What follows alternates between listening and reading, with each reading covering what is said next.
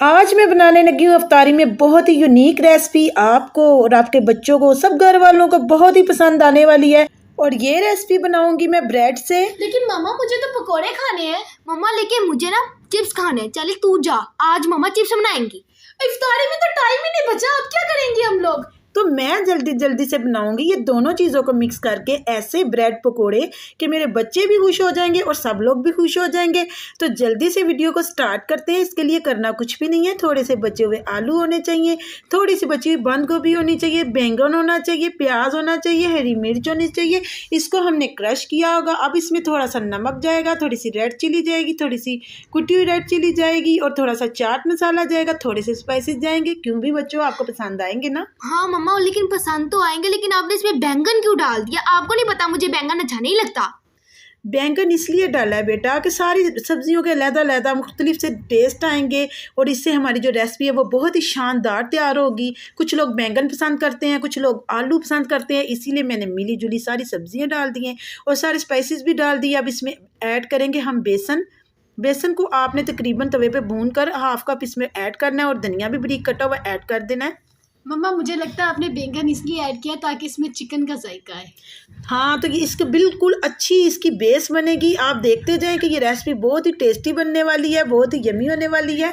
तो ये तमाम चीज़ों को आप अच्छी तरह से मिक्स करें। ये देखिए अपने हाथों की मदद से। तो अब करना कुछ भी नहीं है, ब्रेड के स्लाइसिस लेंगे, हम इसके पीसीस करेंगे और उनके ऊपर ये जो मिक्सचर तैयार किया है ये हम लगा देंगे।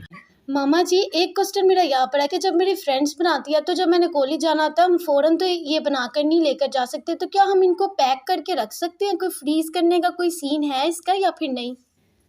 बेटा, हम इसको पैकिंग बैग में पैक कर कर इसको फ्रीज कर सकते हैं। इनको कुछ भी नहीं होगा, जस्ट आपने सिर्फ फ्राई करना होगा और आप अपने लंच में लेके जा सकते हो, कॉलेज में लेके जा सकते हो। लेकिन आप इनको ज़्यादा देर तक महफूज नहीं कर सकते क्योंकि इसमें होती है वेजिटेबल और आपको पता है ना कि वेजिटेबल जो होती है ना ये पानी छोड़ देती हैं। तो आप इसको सिर्फ 2 से 3 दिन तक के लिए इसको फ्रीज कर सकते हैं। और इधर जो है ये देखें ऑयल प्री हीट हो चुका है। अब हम इसको फ्राई करना स्टार्ट करते हैं।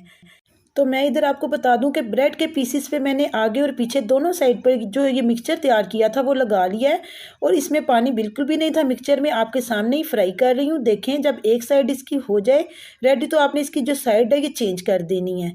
तो जस्ट ये फ्राई हो चुके हैं, बस 2 से 3 मिनट लगेंगे क्योंकि इसमें इतनी बारीक बारीक सब्जियां जो जल्दी से गल जाती हैं। मामा, मैंने आपसे एक बात पूछनी है कि अगर कोई ब्लड प्रेशर का मरीज़ है, कोई ब्लड प्रेशर का पेशेंट है, तो वो तो इतना ऑयली खाएगा तो उसकी तो तबीयत ख़राब हो जाएगी, तो उसके लिए क्या है? उनके लिए यही है कि वो कम ऑयल में बनाएं, ज़्यादा डीप फ्राई मत करें और एक पीस खा लें, ज़्यादा पीसेस भी ना इस्तेमाल करें। तो ये रेडी हो चुके हैं। अब मैं आपको तोड़ के भी चेक करवा रही हूँ कि ये कितने क्रिस्पी और यमी तैयार हुए हैं। उम्मीद करती हूँ आपको मेरी वीडियो पसंद आई है। अगर पसंद आई है तो लाइक शेयर करना मत भूलिएगा। मैं मिलती हूँ आपसे नेक्स्ट वीडियो में। अब इजाज़त दीजिए, अल्लाह हाफिज़।